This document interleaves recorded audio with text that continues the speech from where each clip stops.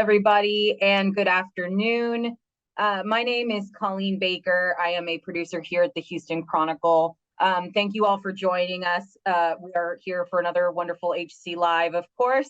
First and foremost, I want to thank everyone for joining us today. I see people are already joining. If you can, we want to make sure everyone can get their questions in for the Lieutenant Governor as well. For, of course, with Mr. Rob Kohler on, we've got lots of guests and reporters and editors and all of the things on. So start letting us know where in Texas or DC or where in town you are tuning in from. We always like to know if you're in Montrose, Atascocita, the Heights, maybe you're in Austin. And we want to make sure everyone can utilize the chat. I already see Bel Air is popping in. Wonderful. And we're in the Galleria area reporting live, obviously. Yaffa, our editor, of course, and I are here. We have Eric Dexheimer, who's done wonderful reporting, of course, on the lottery, tuning in from Austin. So I see Conroe on, I see tons of people. So definitely want to get started right away. I want to make sure and remind everyone that this will be recorded and posted to our YouTube channel shortly after the interview is completed. So we will make sure you all see it on our channel. And yeah, stay tuned. We've got obviously things, all things lottery here today. Yaffa, do you want to take it away? You can introduce our wonderful guests and reporting much better than I can. Sure. Thank you so much, Colleen. And thank you to our panel. Of course, we have the Lieutenant Governor Dan Patrick with us today, and we're really grateful for that. We have Rob Kohler, who you'll soon learn has decades of experience in the lottery, both working for the Lottery Commission and now as a watchdog lobbyist. And of course, Eric Dexheimer, our investigative reporter, who in many ways blew the story wide open for us over the last year. If I can do a little bit of a recap, when we first started reporting on the lottery last year, we knew it was probably going to be an interesting story. In 2023, this mysterious entity called Rook TX won a $95 million Lotto jackpot, and we wanted to know who Rook TX was. But our reporting ended up revealing a lot more. In addition to uncovering the professional European gamblers who had figured out a way to game the system, we found out that the regulators who were supposed to be keeping watch, namely at the Texas Lottery Commission, actually helped them do it. Still, even we've been surprised at the fallout this year. The Lottery Commissioner's executive director resigned. Several statewide investigations, including one that we'll discuss with Dan Patrick, have been opened. And a little over a week ago, the legislature sent a bill to the governor to dissolve the Lottery Commission entirely, an agency that's notably been around for more than 30 years. So Rob, if I can start with you, you have been working around the lottery for almost that entire time. Looking back, its implosion seemed to be the result of several converging factors, not just our reporting, but also questions about these online couriers and the agency's leadership itself. Can you give us a brief history of how the Lottery Commission ended up in the ledge's crosshairs this year? Well, thank you for having me on. And it's an honor to be on with Lieutenant Governor Patrick.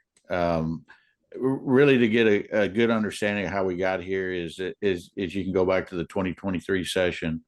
During that time, we learned that the lottery had actually changed its own rules of the lottery was always a face-to-face enterprise, with a clerk in a convenience store.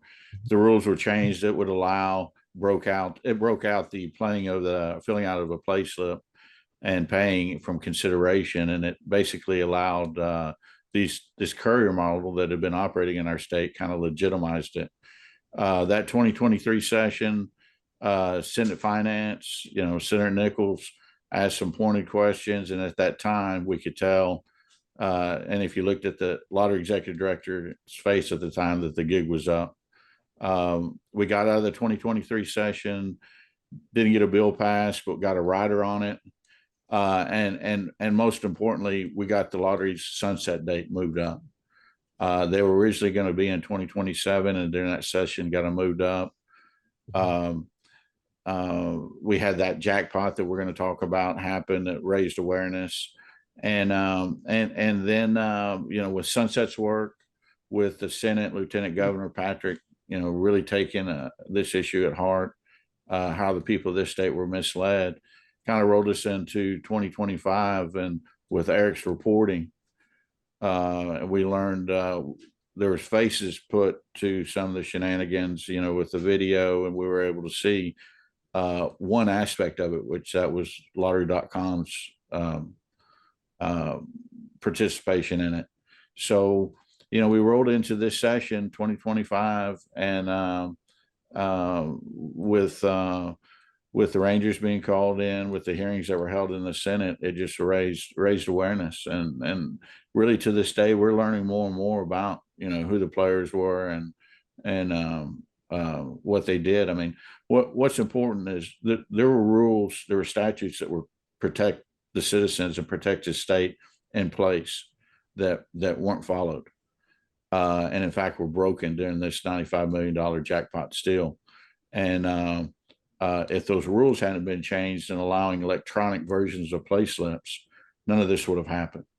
So that's as we sit right now, we know that the jackpot was stolen by a group of folks. What we don't know is who placed that bet with Colossus bets that led to these 25.8 million tickets being processed in 72 hours.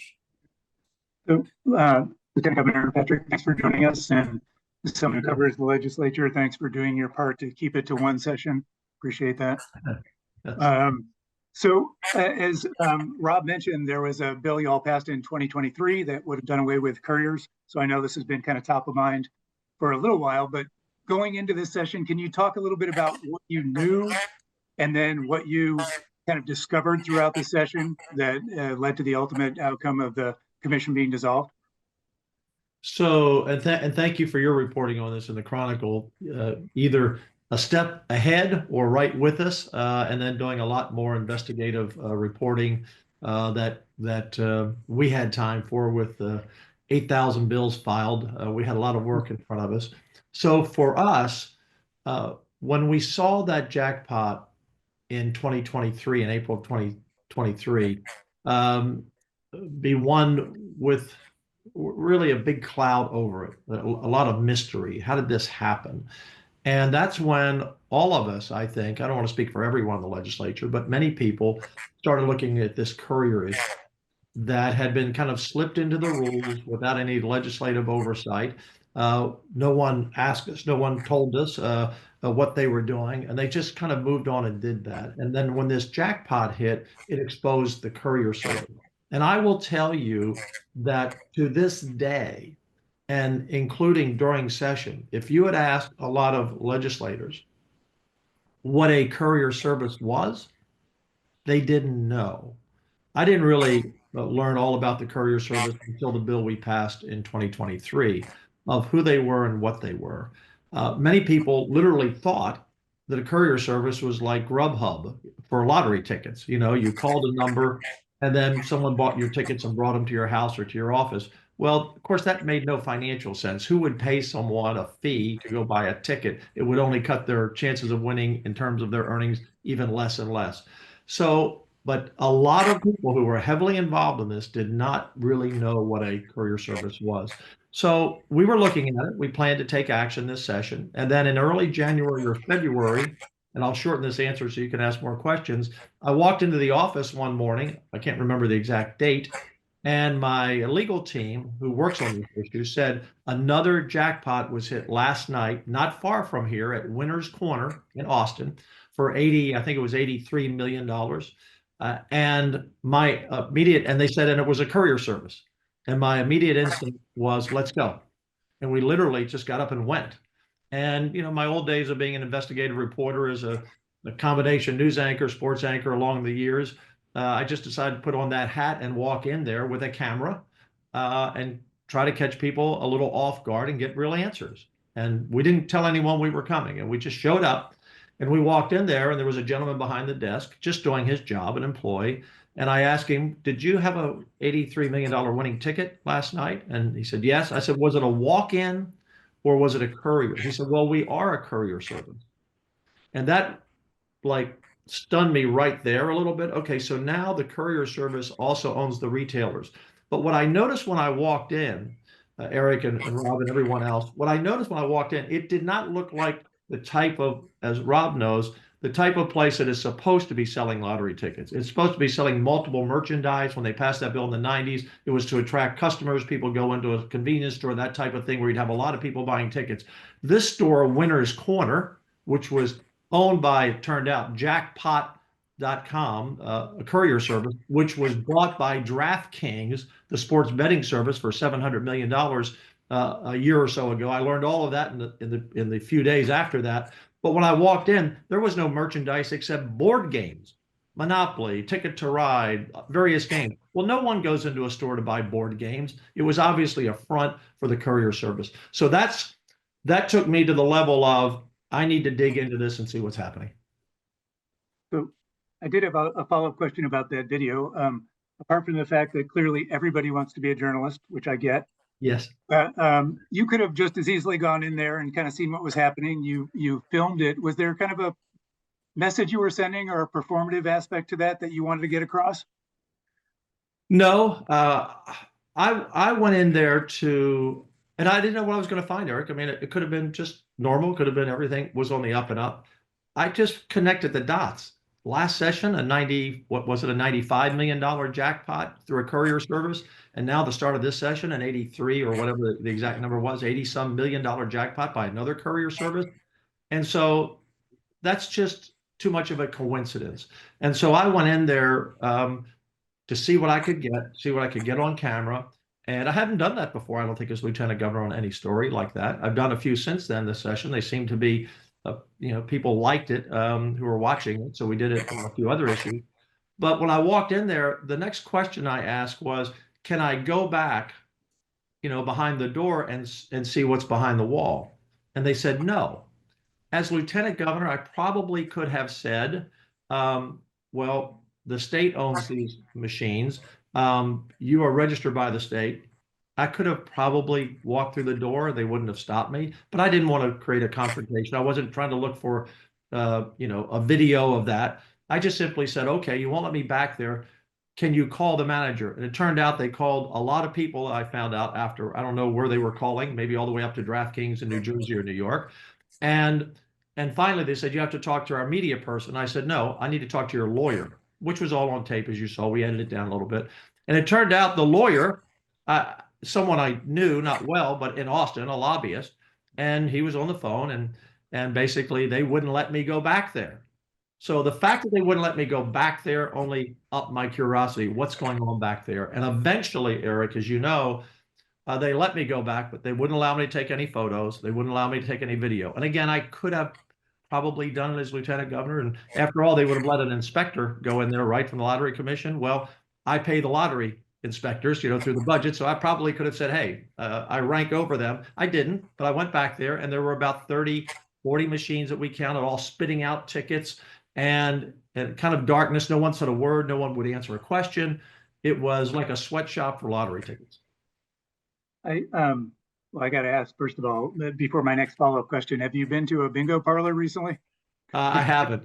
The last time I went to bingo was with my grandmother a long time ago. All right. Well, I got a feeling it doesn't look like you think it looks. So maybe your next visit. But okay. So regarding couriers, and maybe this is for both you and Rob, they have been around, we now know, for almost a decade. 2016, I think, is when they first approached the lottery.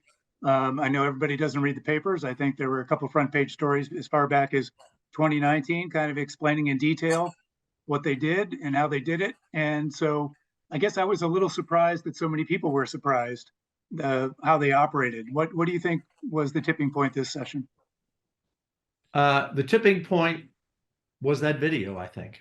Your reporting, constant reporting, but the video and the awareness of who are these people, what are they doing, and this looks very suspicious, and how they acted. When you say, I'm sorry, you need to talk to our lawyer, and they make 5 or 6 phone calls to set up some type of phone call with you, and then they won't let you in, they won't let you take videos. They were just so suspicious. Look, I believe, Eric, this is a much bigger story than just Texas. You all follow it nationally. I don't follow it as closely. I think there are 19 states or maybe more that have courier services. My first thought, and the committee and then the finance committee, as you know, this year asked questions of them. Rob, as you said, last time they looked a little guilty, like our hands been caught in the cookie jar, and this time even worse. They wouldn't even acknowledge like money laundering. And the first thing that occurred to me is this may be the biggest money laundering operation in the country, because, and for people who don't know how to launder money, it's a criminal enterprise, and it's when you have ill-gotten gains, and you need to launder the money so you can spend the money. You can't spend everything you steal, for example. So think about this. If you bought $10 million worth of lottery tickets, scratch tickets, smaller tickets, not the big prize, but the smaller ones, and the average person knows if they buy a scratch-off ticket, I don't play the lottery. I've probably bought 10 tickets my whole life for grandkids or something, at a birthday party or friends or whatever, to win something. But I think most people think if you spend $10, maybe you get $6 back. Maybe, I don't, Rob, is that about right? Maybe you get $6 or $7 back. Yeah, Maybe. well, if you're lucky. If you're lucky.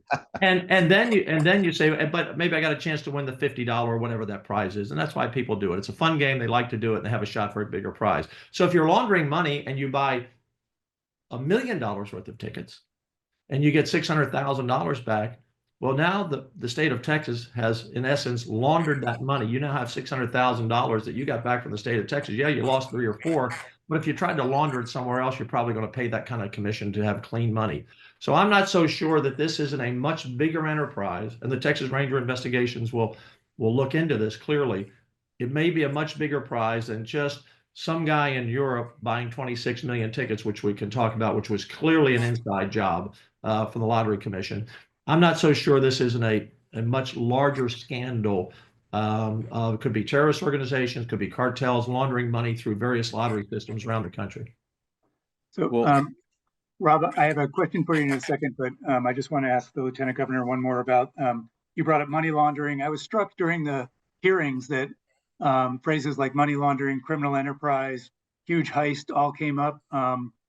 Has anything arisen in the investigations that are ongoing or that you've heard that would indicate that any of those things are true? I mean, they are serious allegations. Some of them are criminal. Anything that you can say or that you've seen that's like, yeah, we have some evidence? No, we have 2 Texas Ranger investigations, as you know. The governor called for one of the prize one this year, the 80-some million, and the prize one in 23, the 95 million. I expanded it to, I want an investigation of everyone associated with the lottery, everyone in any way, shape, or form, going back to 2016. And so I believe that will take some time to go through. Look, we know, unless one of you have found Gary Grief somewhere, we know the Rangers have not been able to find him the last time I talked to anyone. He was the mastermind of this. I didn't know there was a lottery commission, a lottery hall of fame until I read about him. He apparently was in the Lottery Hall of Fame. You probably wrote that story. So he's hiding somewhere. Hopefully he's alive. I hope he hasn't been taken out by someone, because this clearly was corrupt. So hopefully he's alive somewhere, but he's obviously hiding somewhere if he is alive.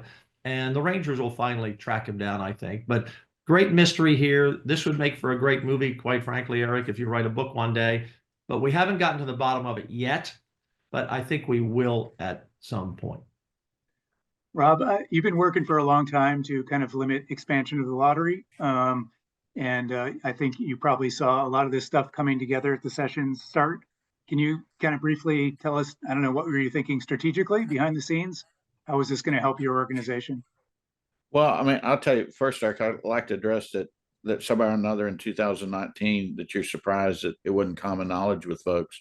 I mean, I swim in this pool as much as anybody, and it wasn't until 2023 that I look back, and because there were 50 Lottery Commission meetings from 2015, I believe, to 2023. Not one time was this issue raised, and the news articles that would pop up, if you'd look underneath them, it was more advertisement relationships with these companies that were integrating themselves into our fabric. So the part of their business model was to keep this on the low, and then hopefully whenever it would be discovered, they'd been ingrained enough, and also at the legislature, to to regulate it. But they're here. The lottery business is now about iLotteries.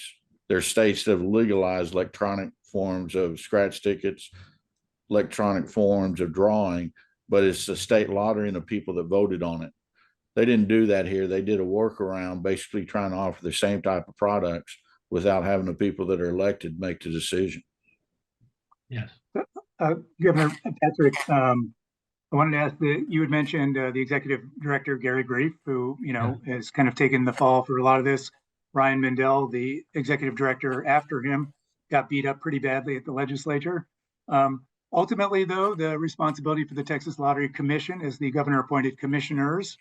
I'm interested to hear how much culpability you think that they should be getting. And have you heard anything from Governor Abbott as to what's been going on? No, the governor and I had talked about this when this all happened. I remember, I couldn't remember the exact date I went into Winner's Corner with my camera, but I do remember it was a Tuesday because we always have breakfast on Wednesday mornings, the speaker, the governor, and myself. And I brought it up at that next day. I just said, there's something going on here and we need to look into it. And interesting, Eric, I did that on a Tuesday. On Thursday or Friday, I think the Lottery Commission under Ryan, is it Mendel? Ryan sent a letter to the Attorney General asking if they could regulate couriers. Am I correct on that? I think my facts. Yes. I think they announced they were going to try to. Yeah. So 3 days after, now this is the Lottery Commission that created the couriers, and they're sending a letter to the Attorney General asking if they can. Well, that was another, like, not letting me in the back door type of deal at Winner's Corner. What is this all about? What do you mean? Why do you have to get Attorney General's permission? And then Sunday night, they make a decision to get rid of all couriers. And what that looked like, someone was trying to sweep something under the rug really fast, thinking that was somehow was going to satisfy me or the legislature or Senator Bob Hall, who was one of the early ones on this issue. I give him a lot of credit for this. And then the very next morning, it got the governor's attention, obviously, over those few days. As he looked at it, he immediately called for a Texas Ranger investigation that Monday morning, and then I followed up calling for the second one. So we went from Tuesday, when I walked in and exposed it to lots of folks, to Thursday or Friday, they're asking for permission. Can they regulate them? To Sunday, they got rid of them, to the investigations asked by Governor Abbott and myself Monday. So that was a pretty quick turnaround. And so I know the governor's as concerned about it as I was, and because it looked like, is it money laundering? Is it just inside corruption? I mean, we still don't know all of it, but we know it was an inside game and that this should have never happened, and that it is the biggest heist, to my knowledge. I don't know if anyone had ever robbed a train in the 1800s or a bank in the 1930s or 40s. They got away with more than $95 million. And they stole it from the people, not the state, because their jackpots are built up from money that people bought tickets from over a year thinking they had a chance to win. And basically, it was stolen from the people. I want to press you one more time on that. In addition, the Sunset Commission, when they issued their report kind of auditing the Lottery Commission, they identified two big issues. One was couriers, and the other was the governor appointed commissioners, who they described as ministerial, hands-off, and kind of outside of the fray. And I just want to check with you one more time. Do you think that they share any blame in this? Here's the way I would look at this, Rob. That we appoint hundreds, if not thousands, of people to various commissions. Everything from pest control to the lottery, to you name it, to Parks and Wildlife, to major commissions, mid-size and small commissions. And these are good citizens that get appointed. It's hard sometimes, quite frankly, to find good citizens willing to step up and take the time to do those things. But we find people to do that. And sometimes they don't have the expertise in that area, but they are supposed to be watchdogs. So at the committee hearings that we had in the Senate, I was kind of shocked when they said, well, they couldn't even understand money laundering.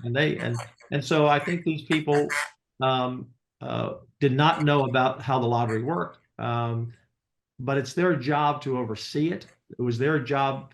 They should have raised a red flag like Senator Bob Hall did and the Senate did in 2023 when the $95 million jackpot was won with one person who bought 25 million tickets. That should have raised everybody on the commission's attention, and it didn't. I know one resigned. I know one commissioner resigned. I can't remember his name, but resigned, or her name, in the interim here. So I think if you agree to sign on a commission, you have to understand it comes with a responsibility. You're there by the appointment of the governor and the confirmation of the Senate to do your job, to watch what's happening on behalf of the people. And if you see something going awry, you need to say something and point it out. And they didn't. So in that respect, yes, they're culpable.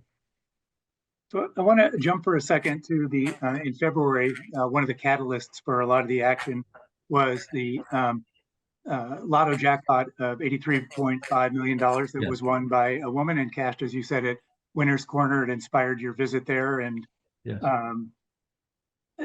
When the woman went to go claim that prize, the Lottery Commission said it was going to withhold that pending some investigations. And I'm curious, I know you're not an attorney, I don't think, but what do you? We have plenty of those. We have plenty of those.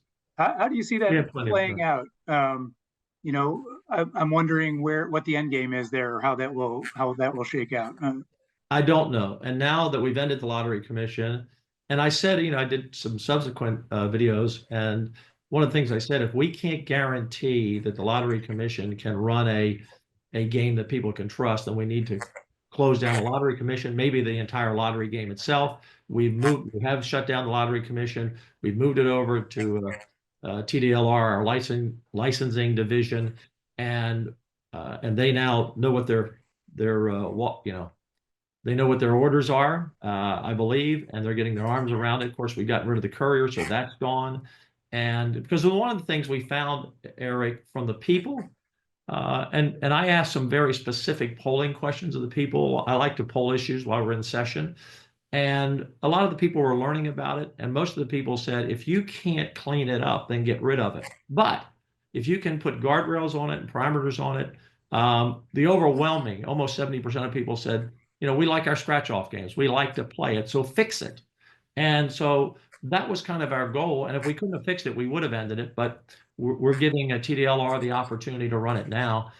So, you know, that's kind of how this has transitioned on. And I have confidence in TDLR. We'll do it right now that the couriers are out of it, and now that all new commissioners know the scrutiny that's involved. I have confidence moving forward. So, but I have Rob, no confidence on the past. Rob, I got a question for you. You know, one of the parties that we haven't really spoken about, we spoke about Gary Grief, Ryan Mindell, the commissioners. You know, the lottery contracts out its work, the operations, and the company IGT has been doing this for a long time. Where do you think that they fall in terms of culpability, blame? You know, should we be paying attention to their operations? Well, yeah, especially when it. So what's important is the $95 million jackpot still in 2023. Those payments weren't processed through the courier apps. Where they were processed was in the business model and the environment that the lottery allowed those couriers to operate in. That being, you know, completely contrary to the way the Texas Lottery had always operated.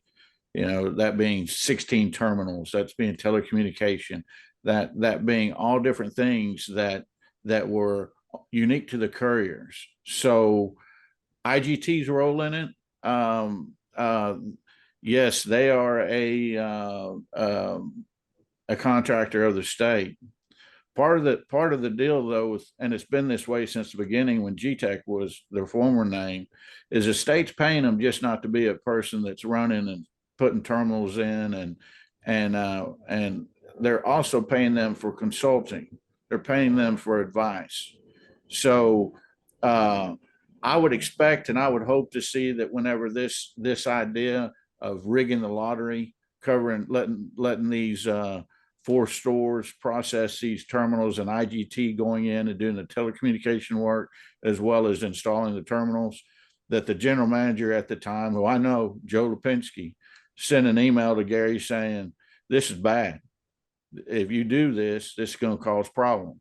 And if he did that, as well as letting his boss know these are what these folks are trying to do, well, then I think he probably fulfilled his role as being a contractor. But they're not supposed to blindly just do what they're told. And the state pays them that way so that they're supposed to be the experts in this business. Rob, Eric, can I ask Rob a question? Because Rob and I don't think we've talked about this in a long time. You may. Yeah, Rob, is it true that IGT makes more money the more tickets are sold?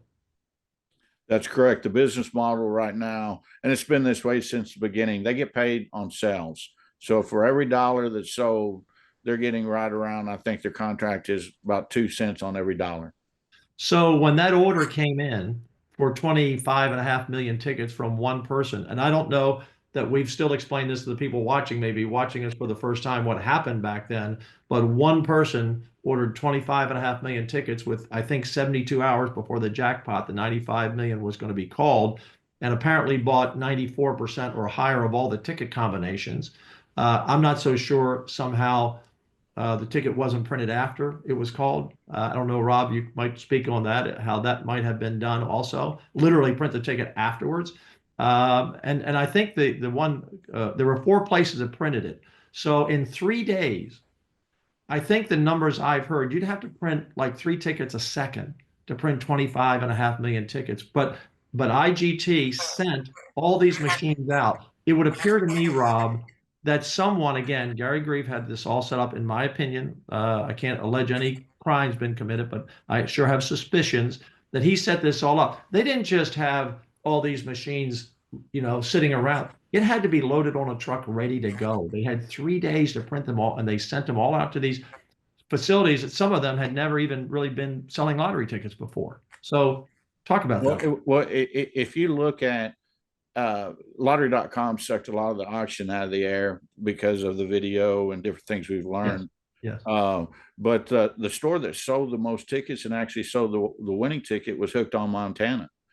And when you look at when that store was set up, it was late 2022. When you look at the terminal schedule, which we've gotten access to, Right.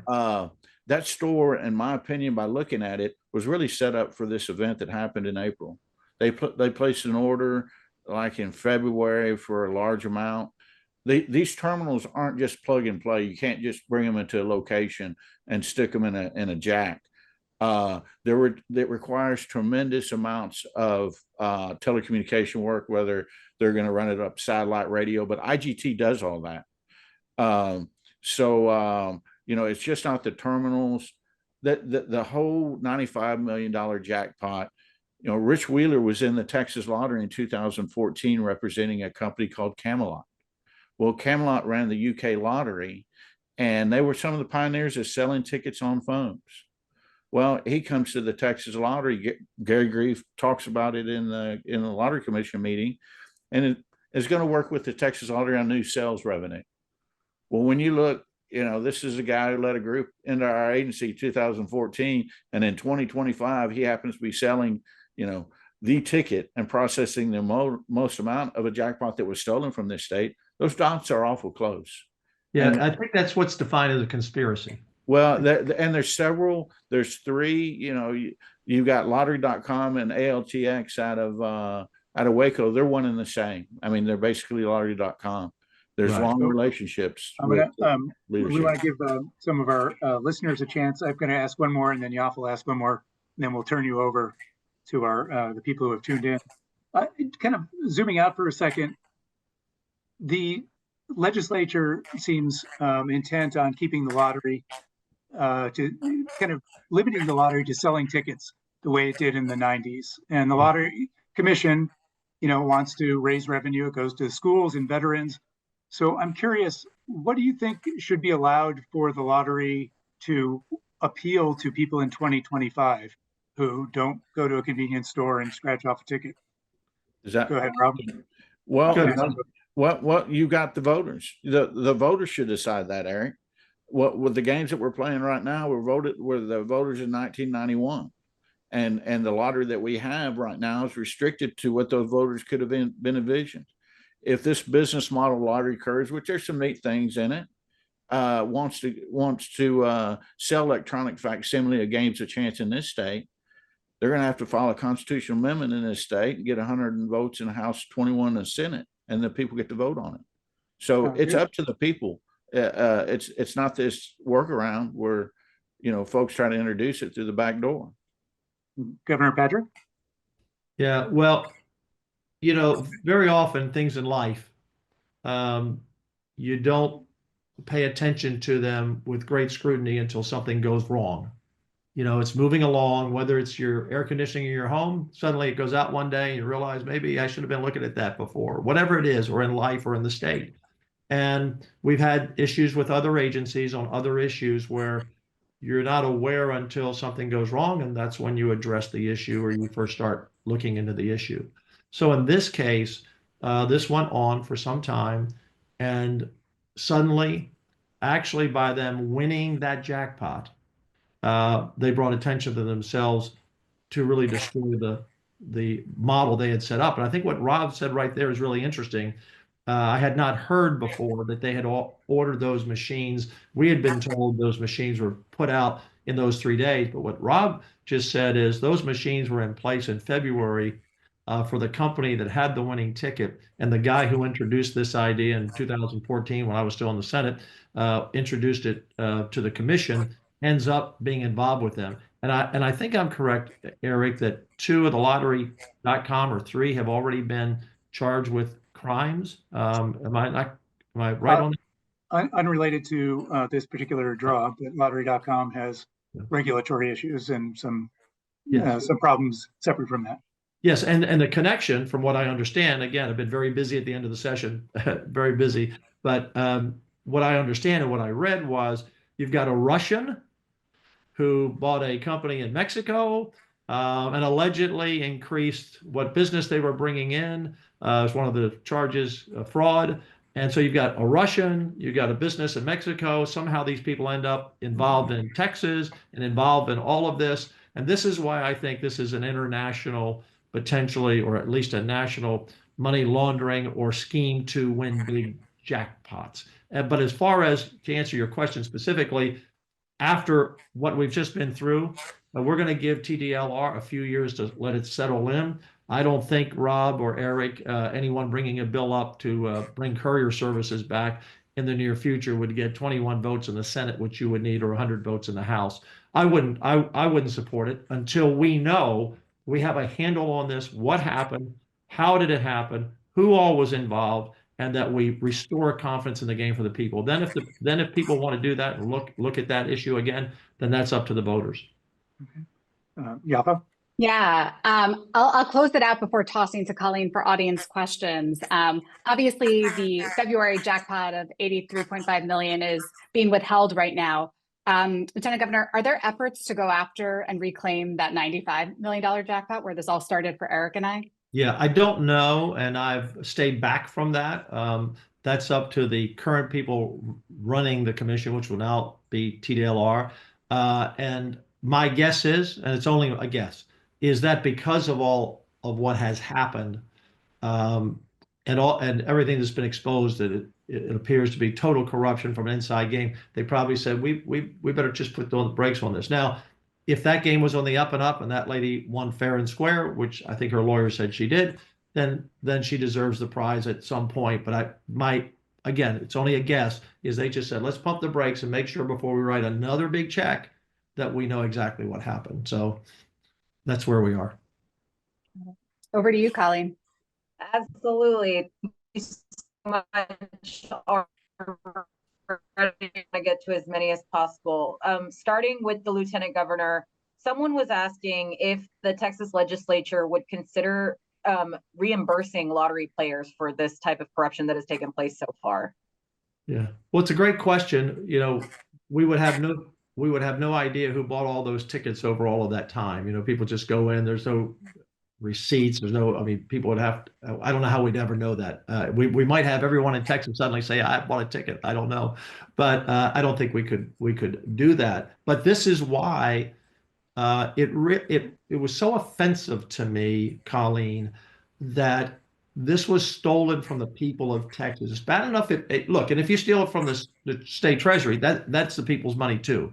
They come in through taxes. I mean, if someone is in some corrupt way misuses state money that we've collected in taxes, but this came right literally, and taxes do as well, but this came out of the pockets of people who put down a couple of bucks at the local convenience store to buy a ticket, having no idea, in essence, the game was going to be fixed or was already fixed.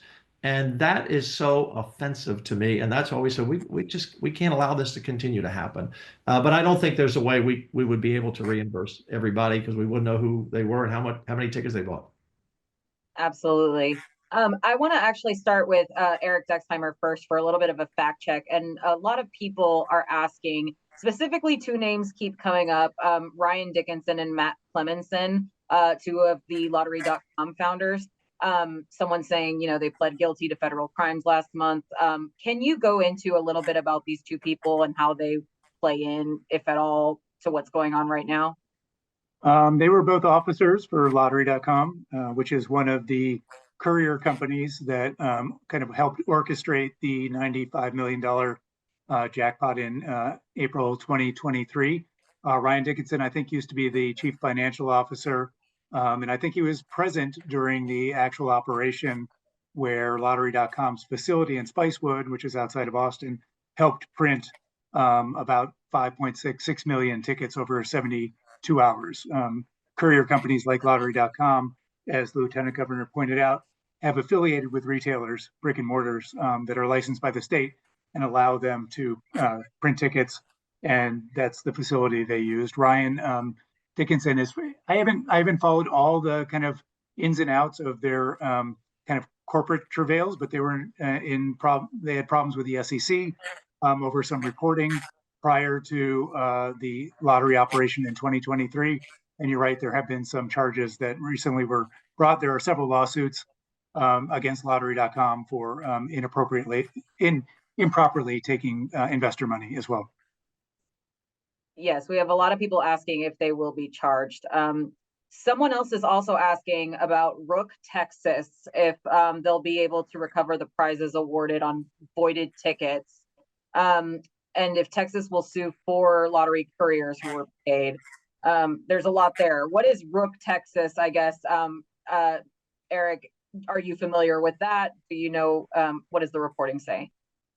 Sure. So Rook Texas is the Delaware corporation that was essentially created to collect the winnings from the 2023 lottery. The only name that's officially connected to it is what's called the registered agent. He's the guy who kind of represents the corporation, and he was an attorney based in New Jersey. So his name is the only one that appears on paper. What we know about Rook Texas is that the members also participated in a lottery game before the April 2023 game where they won the big jackpot. In the week before, I think it was April 17th, they actually won 55 out of 71, 5 out of 6 numbers. So second place winning. So they were kind of probing the Texas lottery before that. My reporting showed that they're probably connected to the folks who founded Colossus Bets, which is a big legal wagering company in London. The Wall Street Journal has reported the name of one of the founders as the guy who was behind it. What we also know is that one of the other founders tried to buy a lottery in New Jersey back a few years ago and was unable to. Yes, actually, on the note of London, a lot of people are asking about the tie to European companies or how this may escalate between something being local as a Texas issue into maybe an international situation. And someone else was actually asking about the Department of Justice getting involved. Lieutenant Governor, can you speak a little bit about that? What the line is looking like locally versus internationally? Yeah, I can't speak to what the federal government may be doing or not be doing, but it is fair to say they are aware. And it would be fair to say after the final Texas Ranger investigation, and we need to give them time to do the right thing. There are so many branches here, as you can see on this streaming cast. We have so many branches that you have to track down and follow, and send rangers and agents everywhere to really get to the heart of this. I go back to something I said very early on about when I went to Winner's Corner, I didn't know who owned them. Turned out to be Jackpot. Is that right, Eric? I want to get the name right. Jackpot, right? You got it. There's so many names similar to that. Jackpot. And then when I found out that DraftKings bought them. So DraftKings, if you watch sports on TV, you know that FanDuel and DraftKings, I don't know if they're one and the same, if they merged or not, but that's the company you see advertising all the time for sports betting. So then my curiosity, quite frankly, was why is DraftKings in this business, and why did they pay $700 million to Jackpot some time ago? And that brings the whole question into, what did they know and when did they know it? Did they know anything about how these courier services were operating? What was the business? You know, think about this if you're an investor. If you went to invest, if they were trying to raise money for these companies, what would be the mission statement? What would be the plan? How are you going to make money? How are you going to be successful? There's a lot to unwrap here, and you know, DraftKings has kind of stayed above the fray, but I see them advertised on television all the time, and they own Jackpot.com. And again, DraftKings may have done nothing wrong whatsoever. I'm not suggesting they did Jackpot yet. We haven't seen that they've done anything wrong. We haven't seen Winner's Corner has done anything wrong. But they're all kind of connected. And if you're in an industry where there has been corruption created by someone, and one of your competitors like Lottery.com already has people charged with federal crimes, I think Eric said, and maybe state crimes, I would think you would say, we got to clean up our industry. Wait a minute, this reflects on us. We're not, because we had a few operators that came and said, hey, we're clean. We haven't done anything wrong. We didn't play this game, you know, lottery couriers, but we swept them all out. So I think it's up to the big companies like DraftKings or these other ones to come up and say, here's what we know and here's what we didn't know. And we're glad that Texas exposed it, because I told some people involved in that, you don't know where this leads. You don't know where this leads. So if you're in the Lottery.com business, if you're in the courier business, which no longer exists in Texas, and you're printing tickets, that someone's ordering tickets from a foreign country, you may inadvertently be involved with a terrorist organization, a cartel organization, or just a criminal organization trying to steal money from regular folk.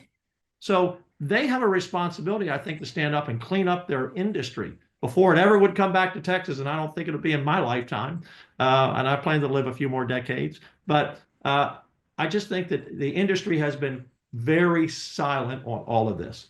And I know, because I've spoken to some people around the edges, and they all look at Texas as this was a corrupt game, and they were somehow maybe in, you know, like they had no idea. And I said, you better wake up, because you don't want to get involved in those types of people. Colleen, can I ask a follow-up question here? Absolutely, please do. Okay, so I mean, you're a sophisticated political guy, Governor Patrick, and so I wondered, as I saw your videos, you produced 3 videos about the lottery. Yes. And there you mentioned these kind of gambling casino companies always wanting to come into Texas and start up business here. How much of a signal were you sending to them by making those videos, or by publicizing this as much as you did, that essentially, look, we've got problems with the gaming we've got going on here, don't even think about trying to expand it? Eric, I wasn't trying to send a message, but what was I going to do? Leave out the fact that DraftKings owned Jackpot.com, that owned Winner's Corner, that had an $83 million ticket? I mean, you're a reporter. I spent my life as a reporter. You got to get all the facts. You know, you can't hide something because maybe it makes someone uncomfortable. That's just the facts.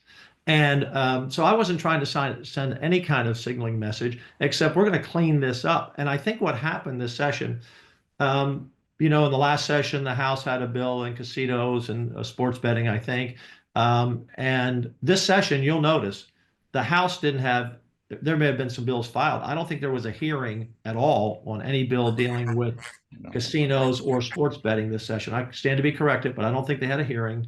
They sure didn't move a bill if they had a hearing. We didn't have anything on the Senate side. I think we may have had 1 or 2 bills filed, but the legislature, and no one, look, I've never had this discussion with anyone, not with the governor, not with the speaker, not with other members even. You know, we're busy. This was a very important story, but we're busy doing a lot of things like cutting property taxes and getting teacher pay raises and funding education, all those things.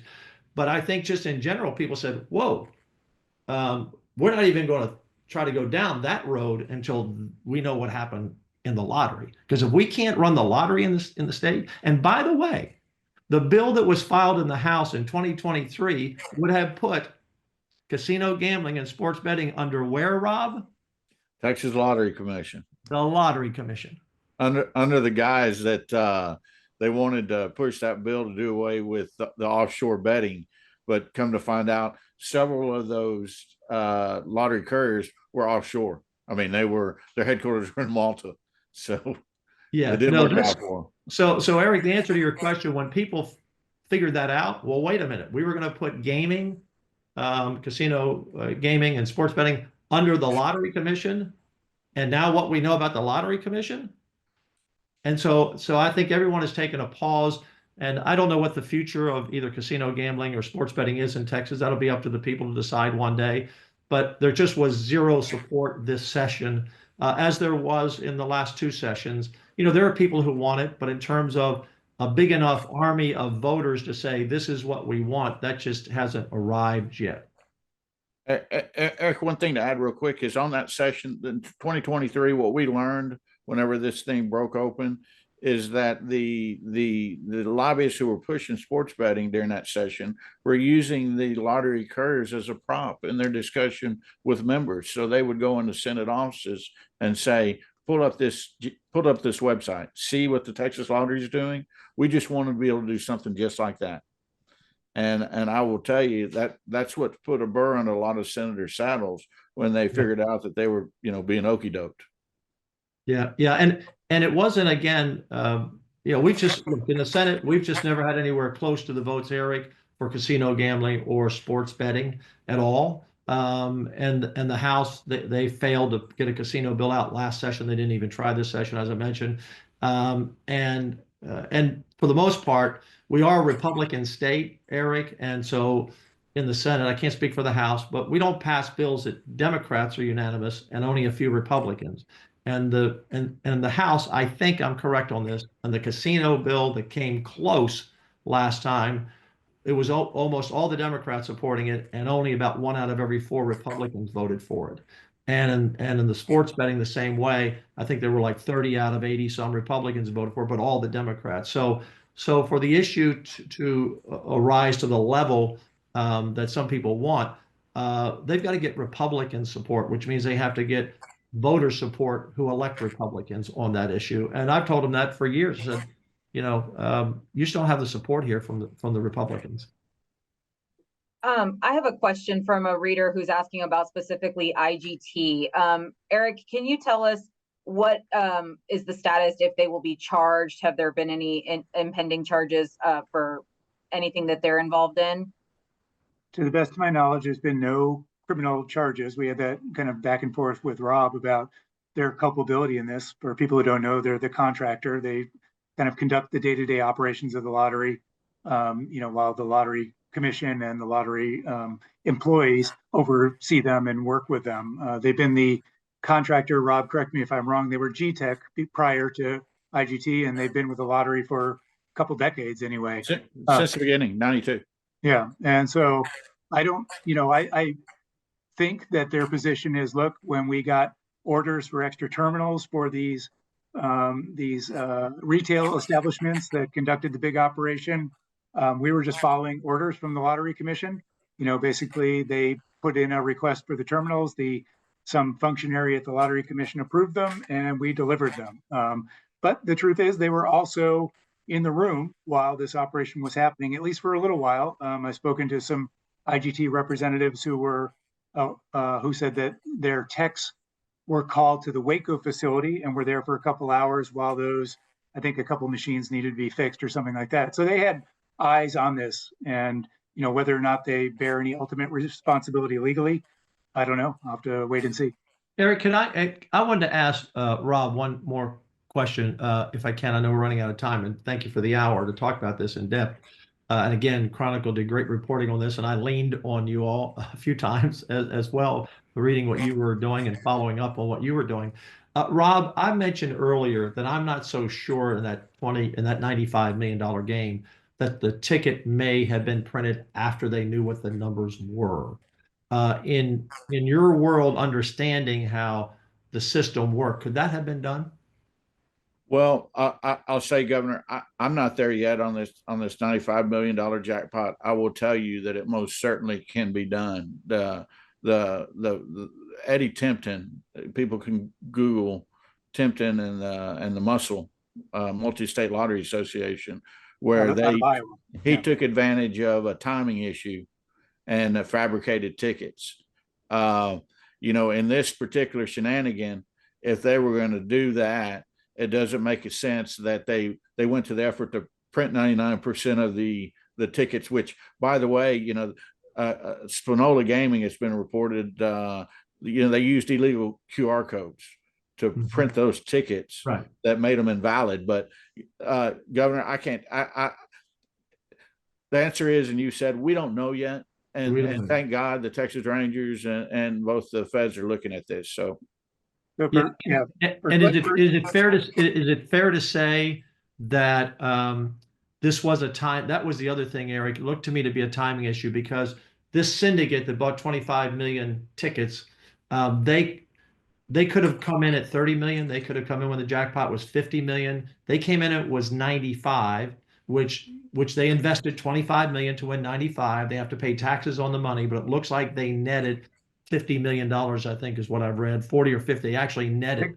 Yeah, we calculated about 20 after taxes and expenses. Okay, about 20 million they netted. So they invested, think about this. If you're not pretty confident that you know you've got a winning ticket, why would you invest 25 million to win 20 unless you knew for sure you were going to win it, that your odds were very high?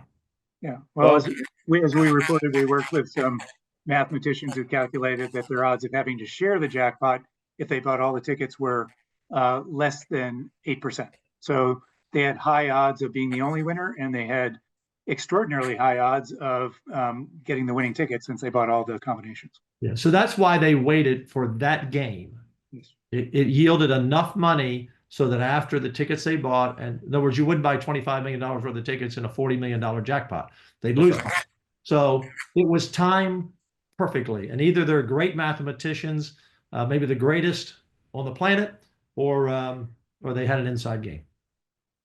Someone is actually asking, regarding the erosion of trust, obviously, I'd like to send this to the Lieutenant Governor. How do you all rebuild the system or trust in the lottery after something like this magnitude happens?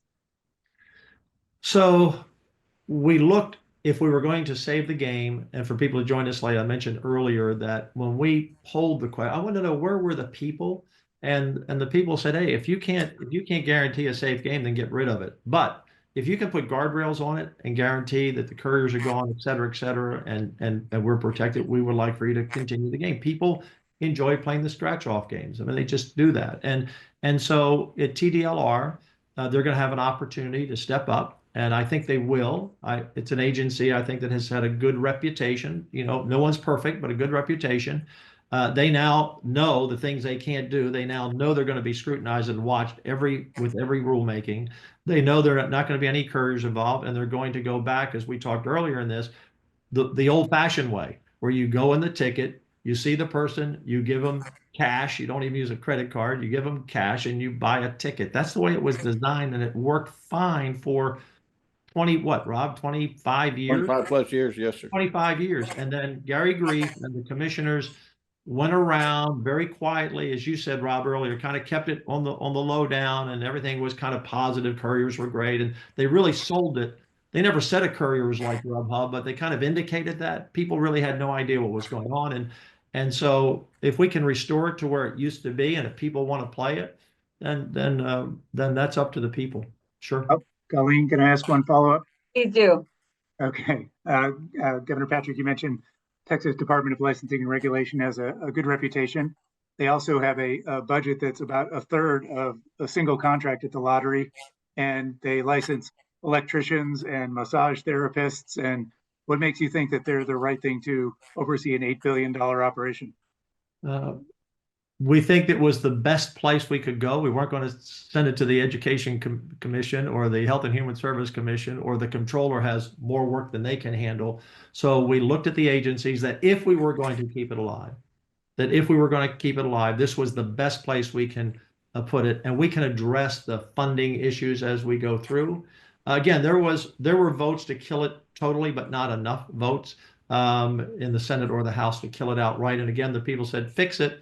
And let's move forward. So that's what we're going to attempt. And if they don't get it right, then maybe it just won't work in Texas. But I have confidence going in. We're going to watch it like a hawk. a whole different set of people in charge. And Rob, I know we're just about out of time. Rob, once you take the couriers out of it, for the most part, is it fair to say when people have to go back, as most people do now, they go into a convenience store and buy their tickets and pay cash? That's how most people do it. Do you feel, Rob, that game can be run as it was for 25 years on the up and up? Well,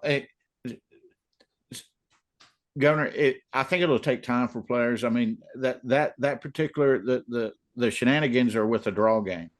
Yes, the Texas Lottery makes 85% of its money from scratch tickets, right, which are impulse purchases, immediate gratification. Another way to say that is folks don't put a lot of thought into it. Right. So I've seen enough public comment where people are taking the time to make, it's disturbed folks who are playing that they're not being guaranteed a fair game of chance. So, we'll see. Best answer is we'll just have to see.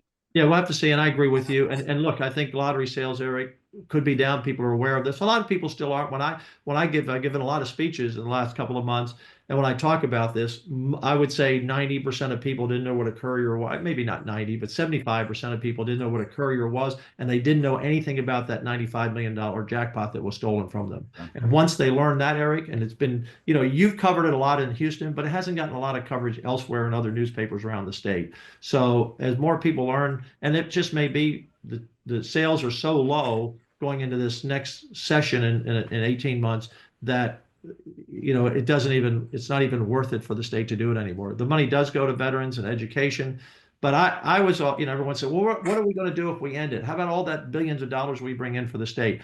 Well, everyone was told a great lie in the 90s that the lottery would pay for education. The lottery only pays for 5 days of the school year. So I was always of the opinion, if we end the lottery totally, fine with me. If we don't have a chance to make it right, that's okay. I'll find the money. We'll plug that $5 billion. We have a big budget. We can absorb losing a few billion. You take a little bit here and a little bit there. We can replace the money for the veterans and education. So I was never worried about the argument of, well, what are we going to do if we lose that money out of the budget? We're a big state, a big budget. We continue to grow. We could absorb that loss. So we didn't keep it in. For me, we didn't keep it because of the revenues to the state, because I think they're going to go down probably maybe by a third or more. When you take a lot with couriers out and people just being a little, I'm not sure if I want to play it because I don't know all the facts anymore, if it's up and up. So I'm not worried about that. I just wanted to be sure if we kept it, we had the guardrails for an honest game that the people could depend on. And if TDLR messes it up, then it'll be gone. Well, and on that note, obviously, as the Lieutenant Governor pointed out, this is a conversation that will keep going and going and going. I anticipate, obviously, a lot more coverage from our side, as well as things happening in Austin. Obviously, thank you so much to our wonderful reporter, Eric Dexheimer, and Yaffa Frederick, our editor, for being at the top of this topic. Thank you so much to the Lieutenant Governor and Rob Kohler, who is obviously working in this space every day. We will continue to cover all of it. We will be watching the chat, making sure to answer more of your questions in our reporting. And obviously, we will have another HC Live, hopefully, on this topic, and have the Lieutenant Governor and Rob back.